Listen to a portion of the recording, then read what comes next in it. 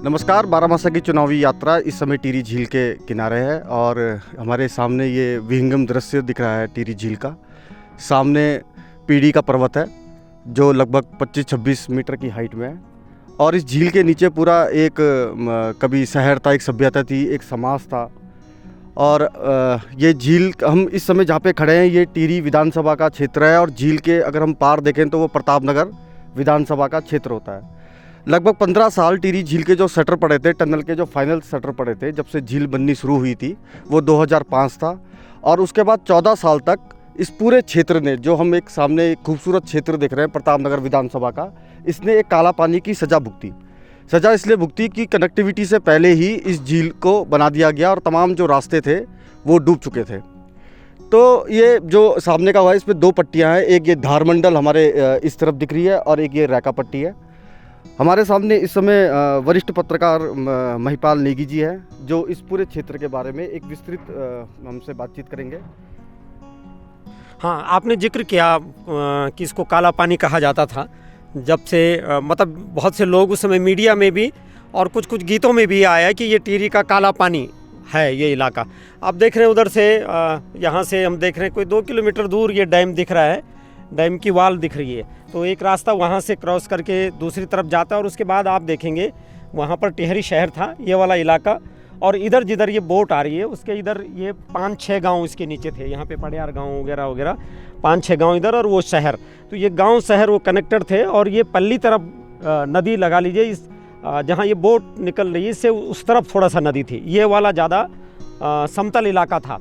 तो ये बिल्कुल उस वक्त 2005 में डिस्कनेक्ट हो गया और लोगों ने इसके लिए, उससे पहले ही ये काला पानी एक शब्द आया ज्योग्राफी में, समझ लो स्थानीय ज्योग्राफी में, स्थानीय लोकगीतों में। और ये प्रतापनगर विकास खंड इसी नाम से तहसील भी है। ये 2 पट्टियों का जिक्र किया। ये जितना हम देख पा रहे हैं ये एक छोटा इलाका है उस काला पानी का। दूसरा इलाका फिर इससे आगे जा कर के हम चलेंगे शायद आज उस तरफ भी फिर इतना बड़ा इलाका है। तो ये एक प्रतापनगर विकास खंड का ये रैका धारमंडल वाला ये 25-30-35 गांव हम ये देख पा रहे हैं। तो ये एक तो ये झील बनने से डिस्कनेक्ट हुए ही है। दूसरी समस्या ये आप सामने देख रहे होंगे, एक बेल्ट दिख रही है बिल्कुल ऊबड़ खाबड़ सी। इसी में बहुत सारे इलाके स्लाइड वाले भी हैं, उनका अभी भी भुगत रहे हैं। तो पुल तो एक बना आगे जाकर के, यहाँ से हम अभी जब चलेंगे 12-14 किलोमीटर आगे एक पुल बना जो काफ़ी फेमस है अभी देश में, डोबरा चांठी नाम से सस्पेंशन पुल। तो पुल से कनेक्टिविटी की समस्या थोड़ी कम हुई, लेकिन ये लैंडस्लाइड वाली ये अभी भी बनी हुई है। या मार्केट लोगों के डिस्कनेक्ट हुए, या एजुकेशन की फैसिलिटी डिस्कनेक्ट हुई, एम्प्लॉयमेंट लोगों का घटा वो हुआ, वो बहुत सारी चीज़ें उसी से कनेक्टिविटी से जुड़ी हुई थी। तो ये भूगोल आप देख रहे हैं उस काले पानी का एक भूगोल का एक हिस्सा, एक द्वीप, एक टुकड़ा आगे जाकर के ये फिर और विस्तारित है इस तरफ। तो इस तरफ भागीरथी घाटी है, ये बाईं तरफ इस तरफ भागीरथी नदी इधर से बहती हुई आती थी।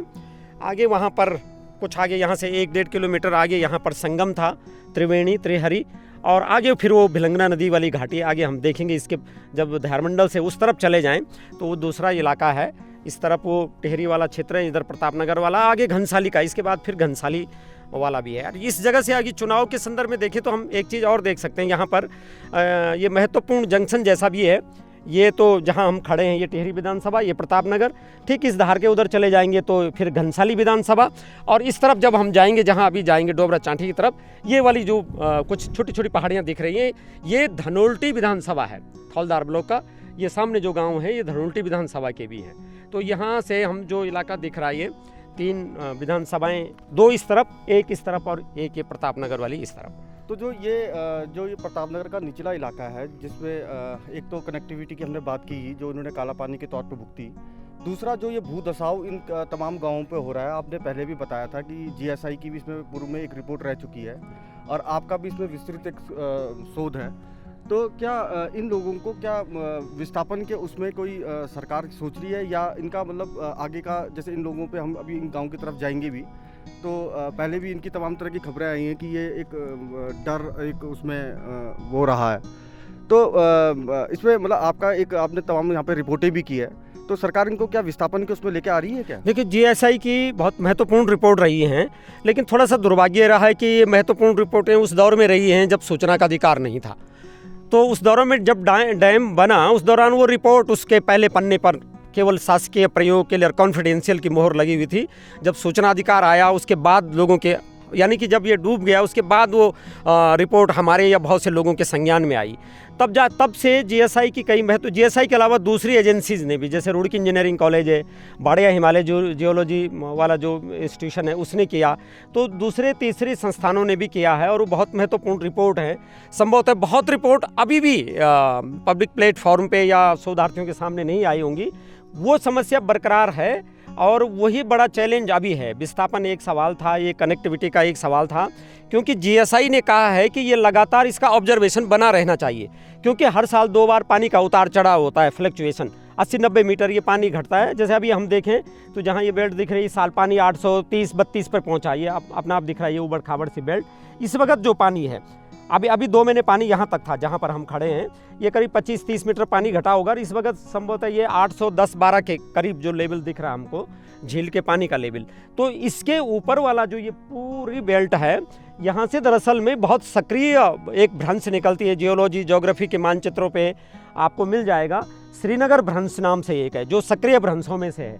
ये यहाँ जहाँ हम डोबरा चांठी जाएंगे उसके ये ठीक, ये रोलाकोट गांव बहुत फेमस गांव है। रोलाकोट गांव से इधर एक वो जाता है, फॉल्ट जाता है।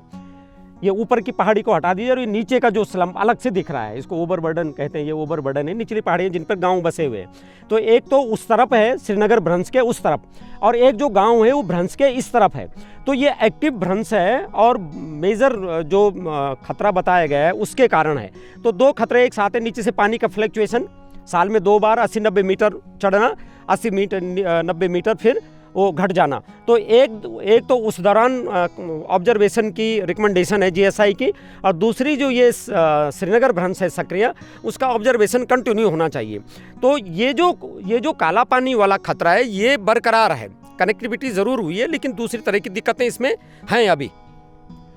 तो अभी तक हमने बात की जो पूरा ये प्रतापनगर क्षेत्र है, इसकी कनेक्टिविटी और इसके भूदसाव की बात। अब हम चल रहे हैं रोलाकोट की तरफ। रोलाकोट गांव जो सबसे ज़्यादा भूदसाव के जद में आ रहा है, और तमाम वैज्ञानिकों ने भी, जियोलॉजिस्ट ने भी उसके बारे में सरकार को चेताया है कि रोलाकोट उसका एक जो अभी नेगी जी बता रहे थे कि श्रीनगर जो भ्रंश है उसके शायद मेजर पॉइंट पे रोलाकोट गाँव है।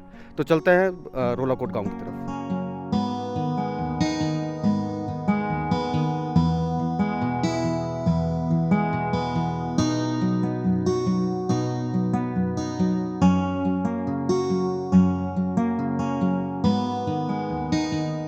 हम पहुंच चुके हैं झील के दूसरी तरफ, और इस समय हम रोलाकोट गांव में हैं। रोलाकोट गांव का एक ऐतिहासिक महत्व भी है। 52 गढ़ों, उत्तराखंड के जो 52 गढ़ थे उनमें से एक गढ़, रैकागढ़ का ये एक महत्वपूर्ण हिस्सा भी रहा है। तो अब हमारे संग बहुत सारे गांव के लोग जुड़ चुके हैं।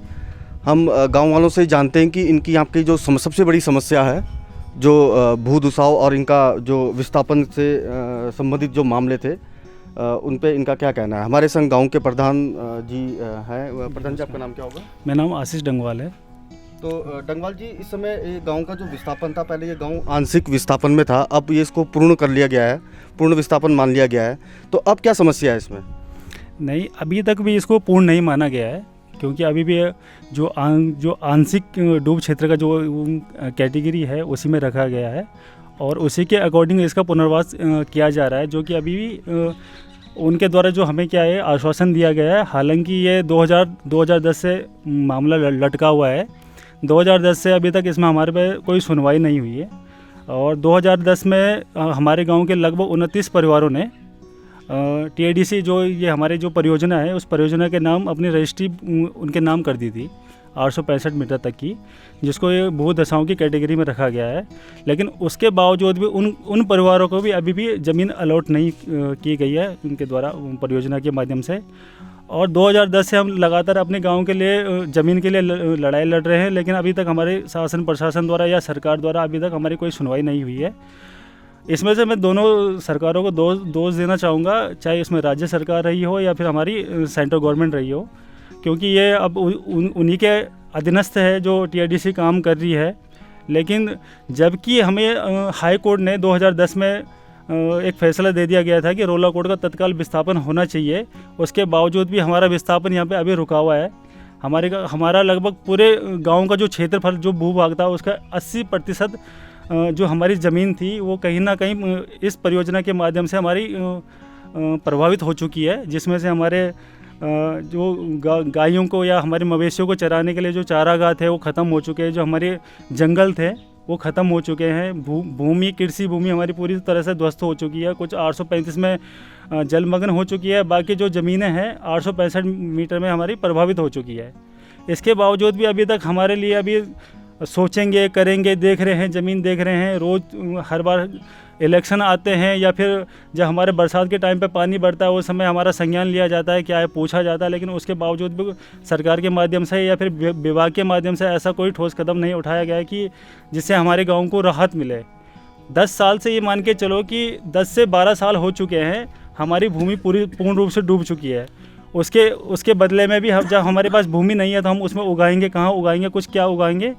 तो फसल उगाने के लिए, खेती करने के लिए अभी खेत बचे हुए नहीं है, मवेशियों को चुगाने के लिए हमारे पास जंगल नहीं बचे हुए हैं। जो हमारे मैदान थे जिसमें बच्चे प्रैक्टिस करते थे, जिसमें वो खेल कूद करके उनका जो फिजिकल था वो फिट होता था, वो सारे हमारे डूब चुके हैं।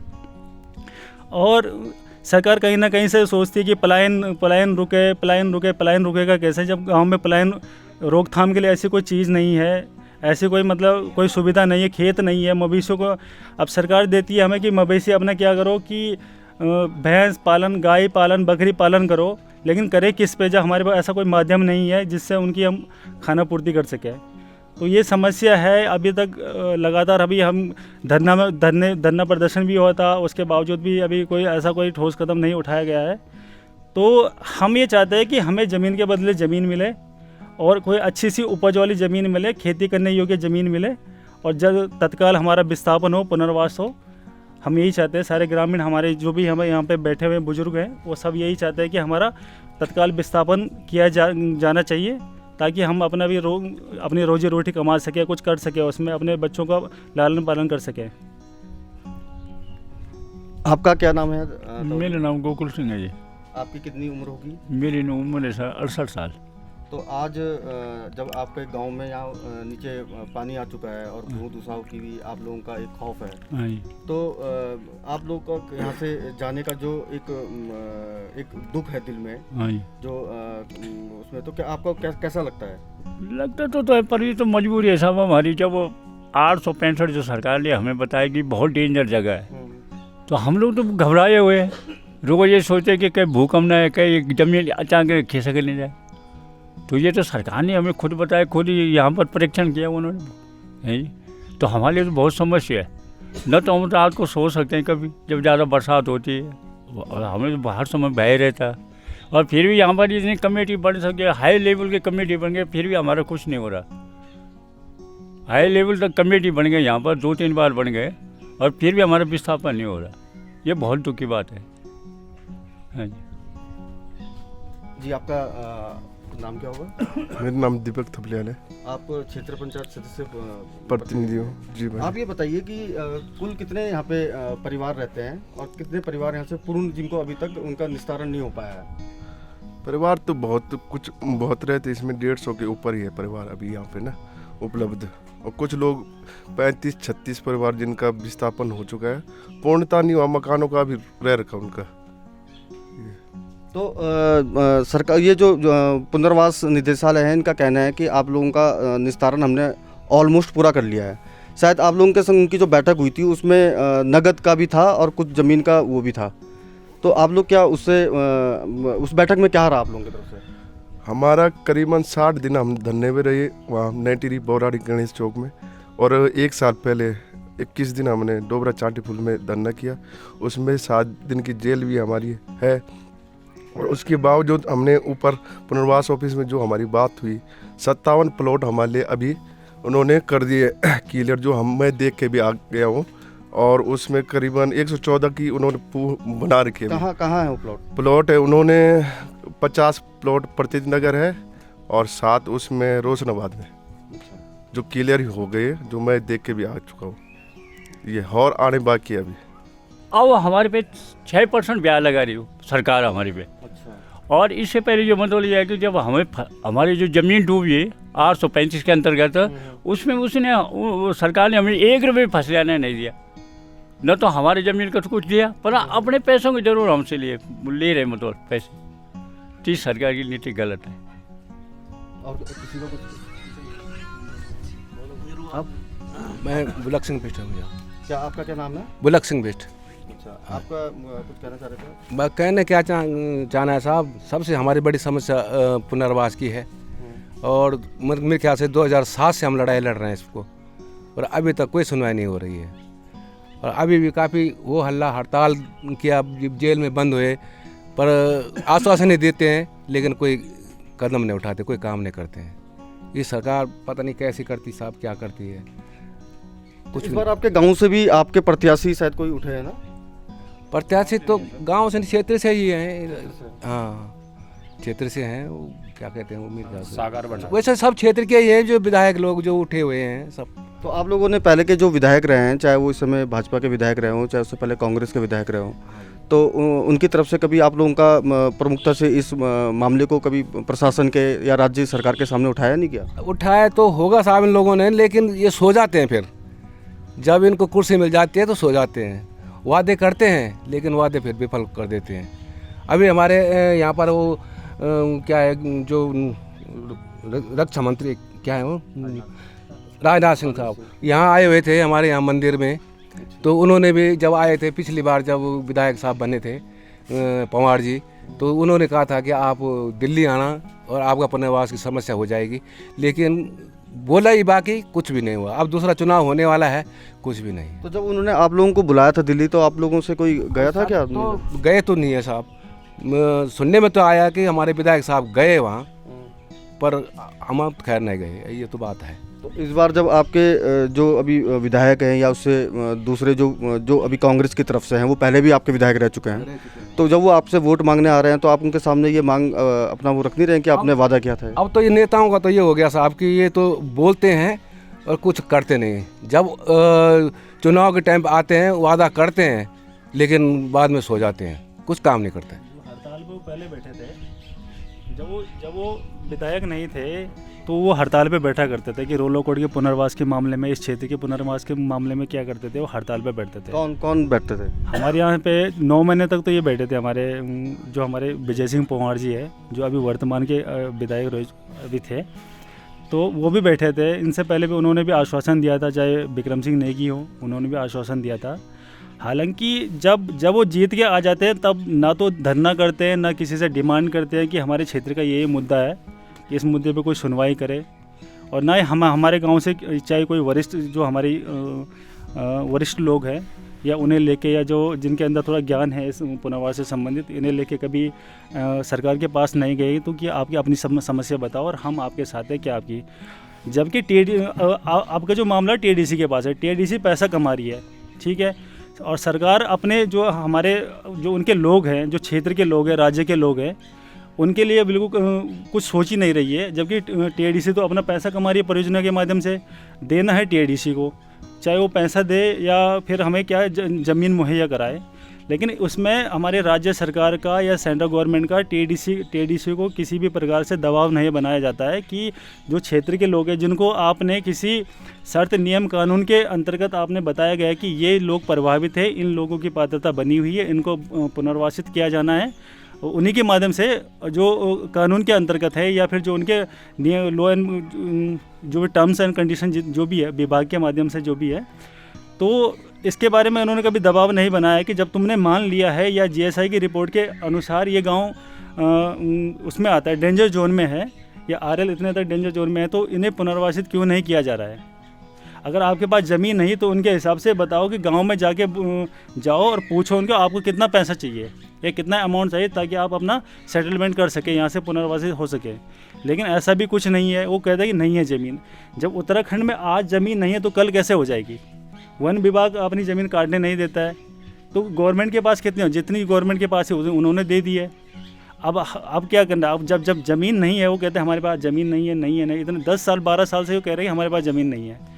तो ज़मीन नहीं है तो उन्हें एक पैकेज बनाना चाहिए, वो जो कि गांव के जो नागरिक है, जो यहाँ पात्र परिवार के, उनके अनुसार होना चाहिए कि वो कितना मांगते हैं, कितना चाहिए उनको, तो होना चाहिए। जब आप धनराशि की बात कर रहे हैं, धनराशि की जो पैकेज का है, अगर ज़मीन नहीं है तो इतना सफिशिएंट अमाउंट होना चाहिए कि लोग उसमें से संतुष्ट हो चुके हैं और अपनी कृषि योग्य भूमि या यहाँ से पुनर्वासित होकर जो भी है अपना सेटल हो सके, क्योंकि यहाँ पे तो बचा है नहीं, बोने के लिए खेत नहीं है, चुंगाने के लिए जंगल नहीं है, जो भी चीज़ें हमारी जो भी संपदा थी गाँव की वो सब पूर्ण रूप से मतलब प्रभावित हो चुकी है, कुछ डूब चुकी है, कुछ ध्वस्त हो चुकी है। अब हम इसमें चारों तरफ से मतलब 3 तरफ से तो पानी से घिरा हुआ है हमारा गांव, तो हर जगह से खतरा है। रात को जब आवाज़ें आती है, जब टूटने की आवाज़ें आती है तो सारे गांव वाले कंपकपी के उससे बाहर आ जाते हैं। उनके अंदर डर का मतलब भय का जो माहौल बना रहता है। बरसात के समय में हमारे यहाँ से लैंडस्लाइड होता है बहुत तगड़े ढंग से, तो सब रात भर सोना ये मान के नींद हराम हो जाती है कि कहीं ऐसा ना हो कि कोई पोर्शन यहाँ से फिसल जाए, क्योंकि अभी गाँव का ये वाला पोर्शन दिख रहा है जो डेंजर जोन है, उस साइड को है, जो हर जगह से मतलब अब उसका स्टीप स्लोप बन के आया है, वो कट रहा है, डे बाय डे कट रहा है, हर समय कट रहा है। तो ये सरकार के माध्यम से कोई ठोस कदम नहीं उठाया जा रहा है। हमें सरकार से भी काफ़ी मतलब आक्रोश, जनता आक्रोशित भी है और नाराज़ भी है। और जिस समय ये सरकार बनी थी उस समय इन्होंने कहा डबल इंजन की सरकार है, इनका कोई सा भी इंजन अभी चलने नहीं रहा है, ना राज्य में ना ऐसा कि सेंटर के माध्यम से, क्योंकि कमांड जो है TIDC पे वो सेंट्रल गवर्नमेंट की है। तो कहीं ना कहीं क्षेत्र में ऐसा इन्होंने कभी आए नहीं हमारे हाल चाल पूछने के लिए कि गांव में क्या क्या दिक्कतें हैं, क्या क्या सामना करना पड़ रहा है। तो ये चीज़ है, सरकार ने कभी इसमें ठोस कदम नहीं उठाए, हम नाराज़ हैं।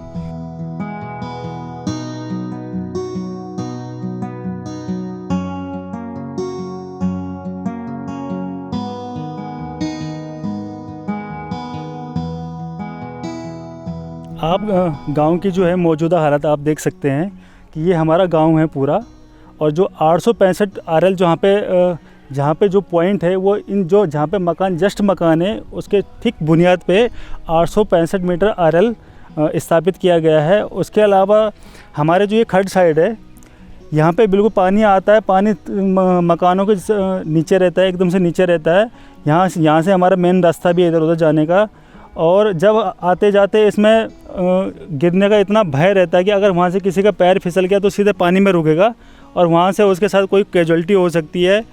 और डे बाय डे ये क्या है कि जब पानी बढ़ता है यहाँ पे तो इसका क्या होता है कि ये हमारा पूरा पोर्शन यहाँ से धंसना स्टार्ट हो जाता है, टूटता रहता है, रात भर बहुत ज़ोरदार आवाज़ें आती है और पूरे गांव में उस समय क्या है भय का माहौल रहता है। रात को नींद नहीं आती है जब इतनी ज़ोरदार आवाज़ें आती है। ये टूटता रहता है। यहाँ पे बिल्कुल वर्टिकल एकदम स्लोप है, एकदम स्टिप स्लोप इसके नीचे, इन मकानों के नीचे है। यहाँ इनके नीचे पानी भरा हुआ रहता है बरसात में।